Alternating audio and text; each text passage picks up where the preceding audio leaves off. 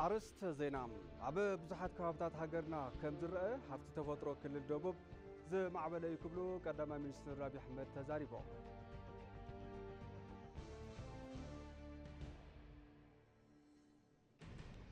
أب أفريقيا عودة artificial intelligence أب مفصام كل مدى عبيد كوعل كم زقبا مكتل قدام منستر تمسجن طرونه قليصام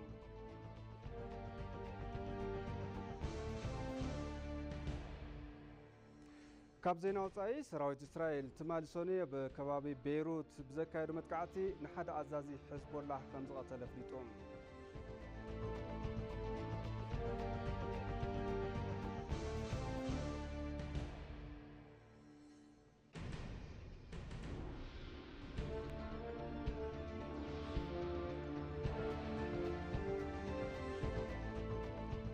سلام طعنا بالله زخوركم تملكتي كما يتمسيو لكع ساعات حد غينو معد زينا حزنا متينا لنا زيناتات نمرحكو حبركم صنح أنا أبراهيم فساية فلما نبحثر زيناتات كحلف حد علماء ازلوتي سرعات مهناتيو حلفتي سراح بحق استوهاوم حلفنت أب استوهاوم وان يوازو كالو دما بترقوم نعاعاتهم تكيوم هاقراو علماء بولدو مقبال أب شتو يبصحو هنتات هاجر زعوات بخمس مجدي يقبلو قدام منستر أبي أحمد قليصهم نزحلف شدشت عمتات نيتيبيا ببريزيدانت النت نزجل جلا نخبرتي سالورك زودم بشم منجست إثيوبيا مسجنا يقرب ونيلهم بخال مدايد ما حدش بريزيدانت فيدر بمخان حلف الناس تقبلوا كبور أمباسادر تاياز كسلاسي هاجرن حزبن بزلع على كنتات زجل جلولو زبن حلف النت كخونلهم سنة تمنيتا يجلس قبلو توم قدام منستر تزاريبهم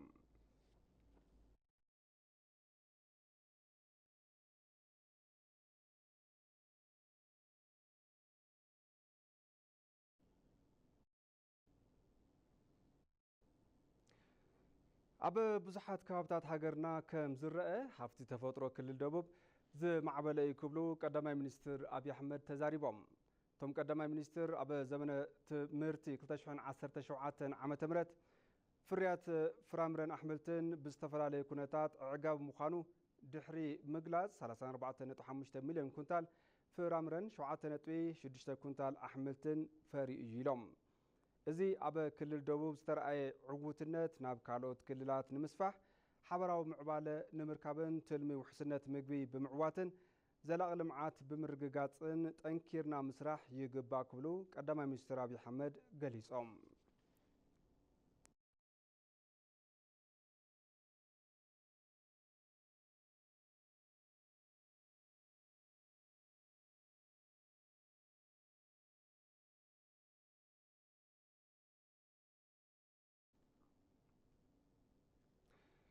أب أفريقيا عودة artificial intelligence بمدنفع أب مفصام كل مدى عبيد كوعل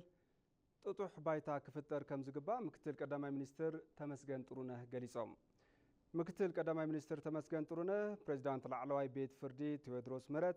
وانا دايركتور انستيتيوت artificial intelligence إثيوبيا دكتور انجينير ورقو غاتشنام كالوت العلوت حلف تسرح منقستي سوميان مناسين أبسترخبلو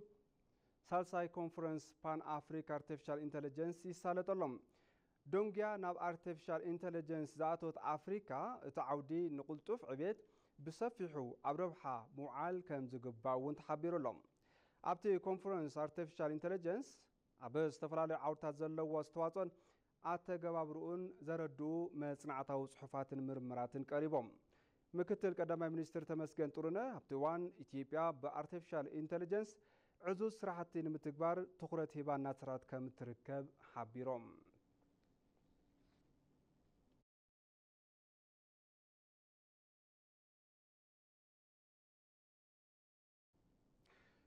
أبدي سابا كلاي معرف سراحتي لمعات كوريدر أبدي سمون كم استجمرة كنتيبا بمحضار كتما أبدي سابا فليتن كنتيبا داني شاببي كلاي معرف سراحتي لمعات كوريدر أملكيتن نمرخبتي حفاش زرزر مبرهي بن اللوم كأن علامة سرعة كوريدرن داغما من معنا دي سابا كم شماو وقبتن صريتن نبرتا متشوتن سحابيتن كومون ماخر دبلوماسي تودادارنتا كقص المقبار كم زخونه انجليزن ኣብ ብዙሓት ከባቢታት እርጋን ተጻዒንዎም ኣብ ዝነበሩ ኣባይቲ ዜጋታት ክብሮም ብዘይምጥን መልክዑ እናነበሩ ከም ዝነበሩ ብምዝኽኻር እዚ ድማ ምስልታ ከተማ ኣዝዩ ከም ዝተጎድአን ተዛሪበን ኮሪደርን ዳግመ ምልማዕን ኣብ ቀዳማይ ምዕራፍ ስራሕቲ ምልዋጥ ከም ዝከኣል ዝተረኣየሉ ጥንኩር ምትሕባርን ባህሊ ስራሕን ዝተፈጠረሉ ከም ዝኾነ ገሊፀን እየን ካልኣይ ምዕራፍ ልምዓት ኮሪደር ቅድመ ምድላው ብዝምልከት ምስ ነበርቲ ዘተ ከም ዝተገብረን በዚ ድማ ኣብዚ ሰሙን 8 ኮሪደራት ምልማዕ ከም ዝተጀመረን ተዛሪበን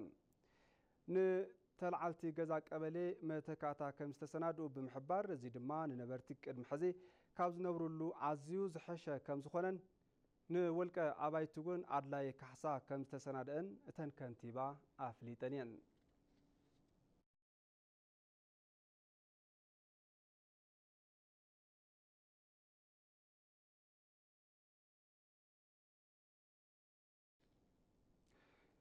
ኤምባሲ ኣሜሪካ በኢትዮጵያ ንፕሬዚዳንት ኣምባሳደር ታዬ አጽቀሥላሴ መልእኽቲ እንቋ ኣሐጎሰኩም ኣመሓላሊፉም እቲ ኤምባሲ ትማሊ ፕሬዚዳንት ፌደራል ኮይኖም ዝተሸሙ ኣምባሳደር ታዬ አጽቀሥላሴ ኣብ ዘመሓላለፎ ሰናይ ትምኒት ሓበራዊ ኣብ ዝኾኑ ክልቲያዊ ዛዕባታት ብምትሕባር ምስራሕ ተጠናኺሩ ከም ዝቕጽል ኣረጋጊጹሎም ብተዛማዲ ዜና ውድብ ሕብራት መንግስታት ትማሊ ፕሬዚዳንት ፌደራል ብምዃን ንዝተሸሙ ኣምባሳደር ታዬ አጽቀሥላሴ መግለጺ ሰናይ ትምኒት እንኳዕ ደስ በለኩም ኣመሓላሊፉሎም ውድብ ሕብራት መንግስታት ቀዳምነት ዝወሃቦም ጉዳያት ልምዓት ኢትዮጵያ ንምሕጋዝን ምትግባር ሽቶታት ዘላቒ ልምዓትን ንምቅልጣፍ ብዕቱብ ከም ዝሰርሕ ኣረጋጊጹ እዩ ኣብ መልእኽቱ ድማ ውድብ ሕብራት መንግስታትን ኢትዮጵያን ኣብ ዝተፈላለዩ ዓውድታት ልምዓት እቲ ሃገር ከደንፍዑ ኣብ ዝኽእሉ ጉዳያት ብሓባር ኣብ ምስራሕ ነዊሕ እዋን ፀንሐ ምሕዝነት ከም ዘለዎ ሓቢሩ ዘሎ በዚ ድማ ውድብ ሕብራት መንግስታት ኣብ ኣገደስቲ ጉዳያት ልምዓት ንምትሕግጋዝን ምትግባር ሽቶታት ዘላቒ ልምዓት ንምቅልጣፍን ምስ ኢትዮጵያ ዘለዎ ምትሕብባር ኣጠናኺሩ ንምቕጻል ቆራጽ ከም ዝኾነ ኣረጋጊጹ እዩ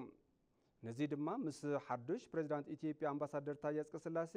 ብስጡም ምትሕባርን ቅርበትን ከም ዝሰርሕ ኣፍሊጡሎም ብኻልእ መዳይ ነበር ፕሬዚዳንት ሳህለወርቅ ዘውዴ ብዝነበረን ቅኑዕ ምትሕባርን ቆራጽነትን ንምዕባይ ሓበራዊ ሽቶታት ልዑል ኣስተዋጽኦ ከም ዘበርከታ ምግላጹ ኣፍሊጡሎም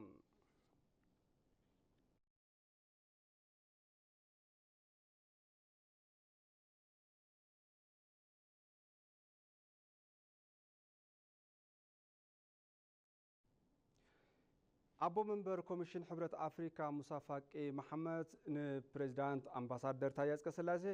መልእኽቲ እንኳ ኣሐጎሰኩም ኣመሓላሊፎም እቶም ኣቦ መንበር ኣብ መልእኽቶም ኣብ መበል ሻድሻይ ሓበራዊ መኽፈቲ ስነ ስርዓት ባይቶ ወከልቲ ህዝብን ባይቶ ፌዴሬሽንን ንዝተሰየሙ ፕሬዚዳንት ታዬ አጽቀሥላሴ እንኳ ኣሐጎሰኩም ኢሎም ብተዛማዲ ዜና ዋና ጸሓፊ በዓል መዚ በይነ መንግስታት ልምዓት ምብራቅ ኣፍሪካ ማለት እውን ኢጋድ ዶክተር ወርቅነህ ገበየሁ ንፕሬዚዳንት ኣምባሳደር ታዬ አጽቀሥላሴ መልእኽቲ እንኳ ደስ በለኩም ኣመሓላሊፎምሎም ቶም ዋና ጸሓፊ ኣብ መልእኽቶም ነበር ፕሬዚዳንት ሳህለወርቅ ዘውዴ ረብሓ ኢትዮጵያ ኣብ ምሕላውን ዞባዊ ምትሕባር ንኽመሓየሽ ዘበርክትዎ ኣስተዋጽኦ ኣመስጊኖም እዮም ኢጋድ ሕዚ ምስ ዝተሸሙ ፕሬዚዳንት ታዬ አጽቀሥላሴ ኣብ ሓበራዊ ጉዳያት ብፍላይ ዞባዊ ምትእስሳር ኣብ ምጥንኻር ኣብ ዓውድታት ሰላምን ልምዓትን ብሓባር ከም ዝሰርሑ ምግላጹ ሓበሬታ ኢጋድ ኣመላኺቱ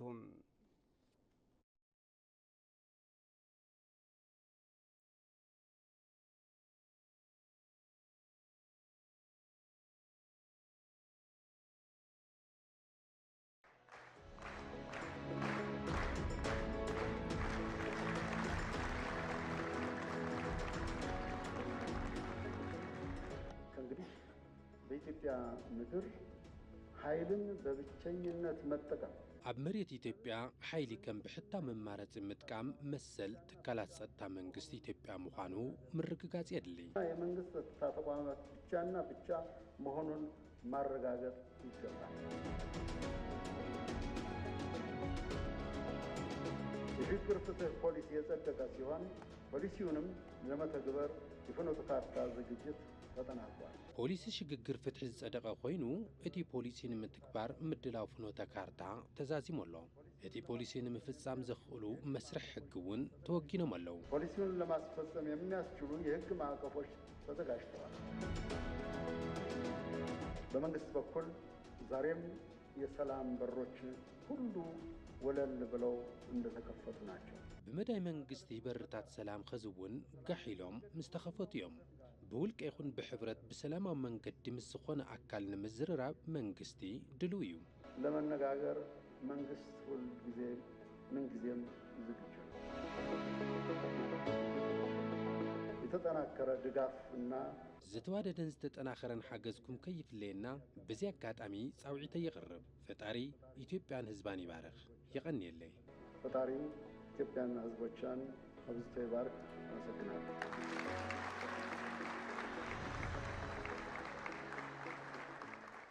ማዕድ ዜና በምክትታል ትርከቡ ዝኸበርኩም ተመልከቲ ሕዚ ድማ ብዝርዝር ናብ ዝሓዝናዮም ዜናታት የክሓልፍ ኣብ ዝተፈላለዩ ዘፈራት ዘለዎም ልምድን ፍልጠትን ኣምባሳደር ታዬ ኣጽቀሥላሴ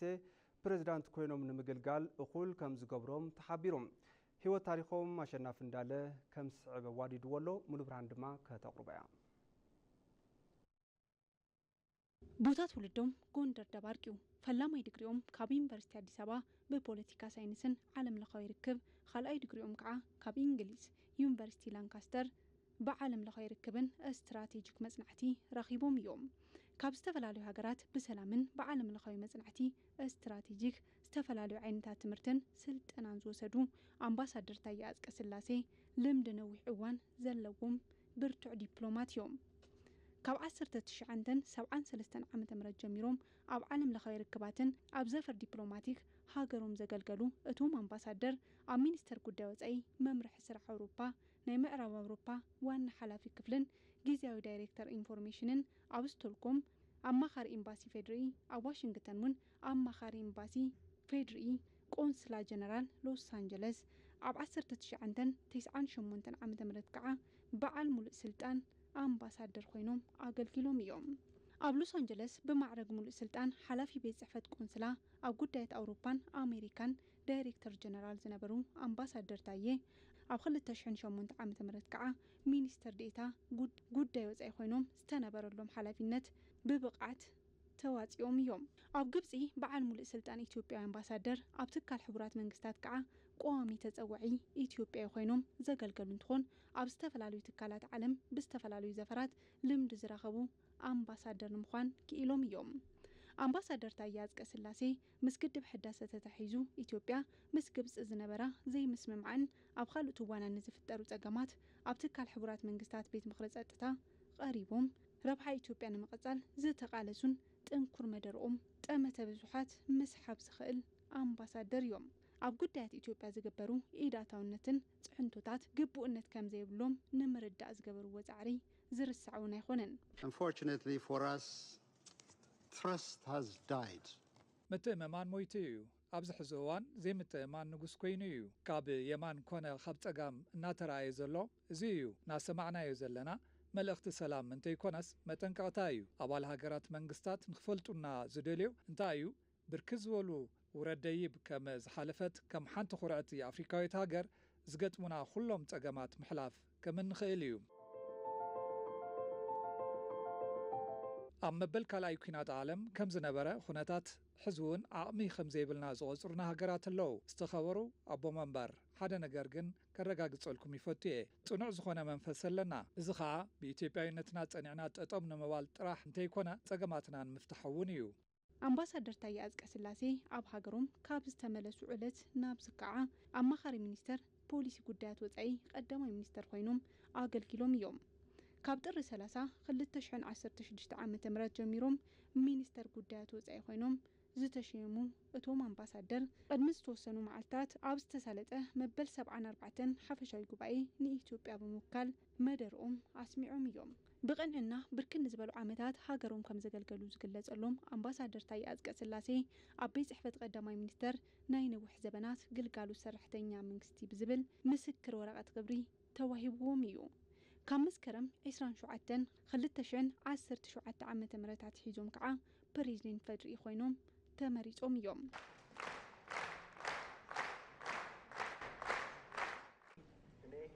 እኔ ታዬ አጽቀሥላሴ አምዴ በዛሬው ዕለት የኢትዮጵያ ፌዴራላዊ ፌዴራላዊ ዴሞክራሲያዊ ሪፐብሊክ ፕሬዚደንት በመሆን ስራዬን ስጀምር የተጣለብኝን ከፍተኛ ኃላፊነት በታማኝነት ለመፈጸም ቃል እገባለሁ።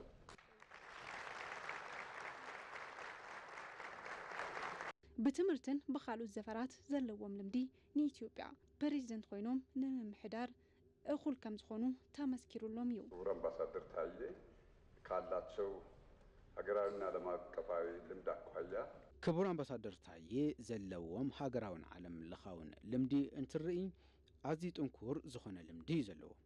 ንሃገርና ዝምጥኑ ዓብይ መራሒ ስለ ዝኾኑ ኣብ ጉዳያት ወፃውን ሰፊሕ ልምድን ፍልጠትን ስለ ዘለዎም ብኻልእ ወገን ድማ ህዝቢ ኢትዮጵያ ብሓባርን ብሓደን ገይሮም ንምትሕባር ፍልጠትን ጥንካረን ከም ዘለዎም ይኣምን። ኢትዮጵያ ብ2016 ዓ.ም ምስ ጎረቤት ሃገራት ብምትሕብባር ብሄራዊ ረብሓ ንምዕባይ ጥመት ሂባ ምስራሓ ፕሬዚዳንት ታዬ አጽቀሥላሴ ኣብ መኽፈቲ ስነ ስርዓት ክልቲኦም ኣብያተ ምክሪ ገሊጾም እዮም። ንጸብጻብ ሰሎሞን ከበደ ናዝሬት በሪሑ ተወከልቲ ህዝብን ፌደሬሽንን ራብዓይ ዘመን ስራሕ መኽፈቲ ስነ ስርዓት ማል ተሳሊጡ እዩ። ኣብ መኽፈቲ ስነ ስርዓት ፕሬዚዳንት ፌደራል ኮይኖም ዝተሾሙ ታዬ አጽቀሥላሴ ኣብ 2016 ዓ.ም ኢትዮጵያ ምስ ጎረቤት ሃገራት ብምትሕባር ሃገራዊ ረብሓ ንምዕባይ ጠመት ሂባ ምስራሕ አልዒሎም። ሀገራችን አማራጭ ወደብና የባህር በር ሃገርና ኣማራጭ ወደብን በሪ ባሕርን ንኽትረክብ ብሂብካ ምቕባል መትከል ብዝተጀመረ ጻዕሪ ምስ ሶማሊላንድ መረዳድእ ሰነድ ተፈሪሙ እዩ። ምስ ዝተተሓሒዙ ዝተፈጠረ ዘየድሊ ሞት ዲፕሎማሲ ብምዝሓልን ገጽታ ንምጽላም ዝግበር ወፍሪ ብምፍሻል ብርኪ ብዙሓት ስራሕቲ ተሰሪሖም እዮም። ሃገርና ኣብ ቀርኒ ኣፍሪካ ዘለዋ ተሰማዕነት ዓቕሚ ብምስፋሕ ኣብቲ ዞባ ዘላቒ ብሄራዊ ረብሓታት ንምርጋጽ ዘኽእሉ ስራሕቲ ተሳሊጦም እዮም። ኢትዮጵያ ብቀርኒ ኣፍሪካ ሰላም ንኽዓስል ከመ ኩሉ እዋን እናተግህት ትርከቡን ኢሎም እቶም ፕሬዚዳንት በአፍሪካ ቀንድ ሰላም እንዲሰፍን ኣብ ቀርኒ ኣፍሪካ ሰላም ንኽዓስል ብፍላይ ጎንፂ ሱዳን ንኽፍታሕ ብወገን ኤጋድን ሕብረት ኣፍሪካ ጻዕሪ እናተገበረ ዝርከብ እንትኾን ብኣመራርሓ ሃገርና ብርኪ እውን ጎንፂ ሱዳን ጠጠው ንኽብል ግልጽን ተኸታታልነት ዘለዎ ዲፕሎማሲ ሰላም ምንቅስቓስ ተጠናኺሩ ቀጽሉ እዩ። ኣብ ክልቲኡ ርክብ ብሄራዊ ረብሓታት ብምሕላው ከም ቻይና ዝበላፈተውት ሃገራት ርክብ ምጥንኻር ከም ዝተኻለሙ እቶም ፕሬዚዳንት ተዛሪቦም ኣባል ብሪክስ ክንከውን መኽኣልናውን ሚዛናዊ ዲፕሎማሲ ንክህሉ ሓጊዙና ኢሎም የሀገራችንን የዲፕሎማሲ ግንኙነት ርክብ ዲፕሎማሲ ሃገርና ናብ ስሩዕን ክብ ዘብልን ብርኪ ብምስግጋር ስትራቴጂካዊ ርክባት ምስ ምጥንኻርን ሓድሽ ምሕዝነት ምስ ምፍራይ መዳይ ውፅኢት ተረኺቡ እዩ። ኣብ በዓል ብዙሕ ወገን መድረኻት ተሰማዕነት ኢትዮጵያ ክብክበል ጉልህ ተግባራት ዲፕሎማሲ ተሳሊጦም እዮም። ሃገርና ኣብ ብሪክስ ሙሉእ ኣባል ንኽትከውን ዝተሳለጡ ስራሕቲ ንኢትዮጵያ ፖለቲካ ቁጠባውን ማሕበራውን ከስብታት ንምምጻእ ዕድል ፈጢሩ እዩ። ኢትዮጵያ ሂብካ ምቕባል መርህ ብምስዓብ ንሓበራዊ ልምዓትን ዕቤትን ምስ ጎረቤት ሃገራት ንምስራሕ ኩሉ ግዜ ድሉት እያ ኢሎም ፕሬዚዳንት ታዬ አጽቀሥላሴ እዚ ድማ ብቀጻሊ ጠመተ ተዋሂብዎ ከም ዝሳለጥ እውን ኣጽንኦት ሂቦምሉ እዮም። መንግስቲ ኣብ ዝተተሓዘ በጀት ዓመት 8.4 ሚእታዊ ዕቤት ቁጠባ ንምምዝጋብ ኣንፈት ምቕማጡ ፕሬዚዳንት ታዬ አጽቀሥላሴ ተዛሪቦም ምህዳር ግብሪ ብምስፋሕ ኣብ ሓፈሻዊ በጀት ዓመት እቶት መንግስቲ 1.5 ትሪልዮን ብር ንምብጻሕ ትልሚ ከም ዝተተሓዘውን እቶም ፕሬዚዳንት ገሊጾም እዮም። ንጸብጻብ ጥበቡ ይርዳው ዳሃብያሲን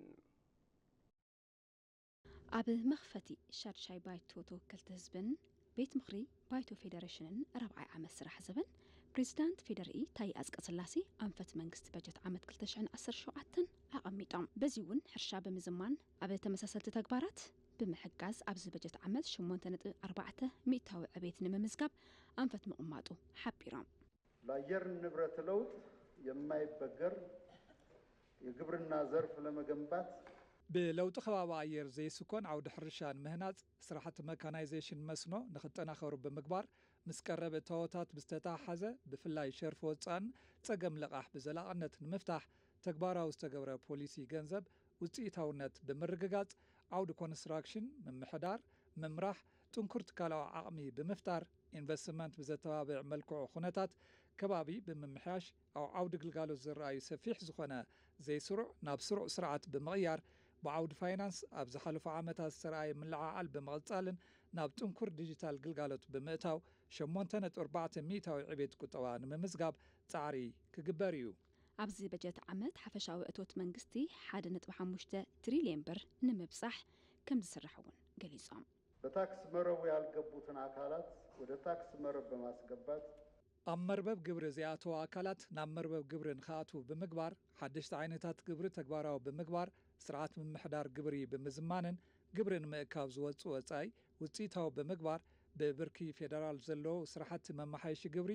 ናብ ክልላት ብምውራድ ብብርኪ ክልል ዝእከብ እቶት ብምዕባይ ኣወሃዋ ግልጋሎት መንግስቲ ብምዝማን ንኢንቨስትመንት መበረታትዒ ዝህሉን ምስ ግብሪ ይርከብ ዘለዎም ድጎማታት ንኽዕወቱ እቶት ግብርን ብምምሕያሽ ሓፈሻዊ ኣታዊ መንግስቲ 1.5 ትሪልዮን ብር ንምብጻሕ ኢሉ እውን ኣታዊ ምስ ሓፈሻዊ ምህርቲ ዘለዎ ብፅሒት 8.3 ሚእታዊ ንኽዓቢ ዝገብር እዩ። እዛ ሃገር ዘለዋ ዓቕሚ ኩሉ ብምጥቃም ካብ ወፃኢ ንግዲ ሸቐጣት 5 ቢልዮን ብር ንምርካብ ካሊእ ኣንፈት መንግስቲ ምዃኑ እውን ተሓቢሩ። ኢትዮጵያ ያላትን አቅም እምቅ አቅም አሟጦ በመጠቀም ኢትዮጵያ ዘለዋ ዓሚቕ ዓቕሚ ፀንቂካ ብምጥቃም ሓደሽቲ ምህዞታት ናብ ሰደድ ምህርቲ ብምቕያር ተወሳኺ ስራሕቲ መባፅሕ ብምስራሕ ምህርትታት ብጥረ ካብ ምልኣኽ ኣማሓይሽካ ብምልኣኽ እቲ ዓውዲ ተወዳዳርን ክኸውን ሰብ ሃፍቲ ወፃኢ ናብቲ ዓውዲ ንኽኣትዉ ምዕሩይ ኩነታት ብምፍጣር ንኣካላት እቲ ዓውዲ ዝወሃብ ዝተፈላለዩ መበረታትዕታት ብምጥንኻርን ውፅኢታውነቶም ብምምሕያሽ ካብ ሸቐጣት ወፃኢ ንግዲ ልዕሊ 5 ቢልዮን ዶላር ንምርካብ ወሳኒ ስራሕ ዝውገን እዩ ዝኸውን። ዝተጀመሩ ስራሕቲ ብምጥንኻር ናህሪ ዋጋ ንምቁፅጻር ጠመተ ተዋሂቡ ከም ዝስራሕ እውን እቶም ፕሬዚዳንት ገሊጾም ጥብቅ የሆነ የፊስካልና የገንዘብ ፖሊሲ ተግባራዊ በማድረግ ጥቡቅ ፖሊሲ ፊስካልን ገንዘብን ተግባራዊ ብምግባር መፍረያይነት ብምጉልባት አንጻር ቀረብ ዘለዎ ማሕለኻታት ብምፍታሕ ኣብ ሰንሰለት ዕዳጋ ዘለዎ ምቁራጻት ብምእላይ ኣፍራይነትን ተጠቃምነትን ዘራኽብ መስመራት ልምዓት ብምስሕፋሕን ኣሰራርሓታት ብምጥንኻር ናህሪ ዋጋን ምቁፅጻር ጻዕሪ ክግበር እዩ። ኣብ 2017 ብዝተፈላለዩ ዓውድታት ቀጥታ ኢንቨስትመንት ወፃኢ ብምጥንኻር ልዕሊ 5 ቢልዮን ዶላር ንምርካብ ከም ዝስራሕ ተሓቢሩ። ብተወሳኺ ኣናእሽተይ ኢንተርፕራይዛት በብክልሉ ብምስፍሕፋሕ ስራሕ ዝፈጥር ወለዶ ብምፍጣር 4.3 ሚልዮን ሓደሽቲ ዕድል ስራሕ ውሽጢ ዓድን ወፃእን ንምፍጣር ኣንፈት ተቐሚጡ እዩ።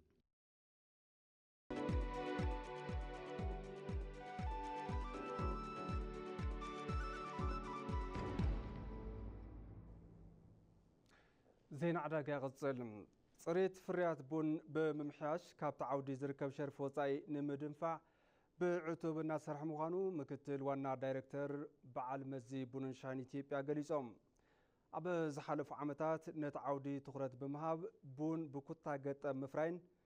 ዝኣረጉ ተኽልታት ቡን ናይ ምሕዳስን ስራሕቲ እናሰርሐ ከም ዝርከብ ብምግላጽ ኣብዚ ሕዚ እዋን ፍርያት ምሃብ ከም ዝጀመሩ ኣይተ ሻፊ ገሊፆም። ኣብ ዝተተሓዘ በጀት ዓመት እውን 326 ቶን ቡን ናብ ዕዳጋ ዓለም ብምቕራብ 1.8 ቢልዮን ዶላር ኣታዊ ንምርካብ ትልሚ ከም ዝሓዘ ንግልጋሎት ዜና ኢትዮጵያ ተዛሪቦም። መፍርያይነት ንምድፋዕ ዝተሰርሐ ስራሕ ዝዕግብ ይኹን እምበር ብመንፅር ፅሬት ግን ክመሓየሽ ዝግብኦ ከም ዝኾነ ኣመላኺቶም። ኢትዮጵያ ንዕዳጋ ዓለም እተቕርቦ ፍርያት ቡን ፅሬቱ ቀዳማይ ደረጃ 13 ሚእታዊ ጥራሕ እንትኸውን ዝለዓለ ቁፅሪ ዝሕዝ ደረጃ ፅሬት 4ን 5ን ከም ዝኾነ እዮም ፀሪሖም።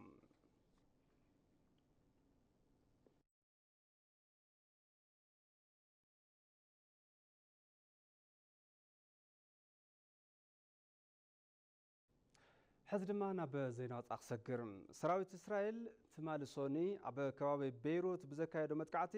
ንሓደ ኣዛዚ ሒዝቦላ ከም ዝቐተለ ኣፍሊጡ።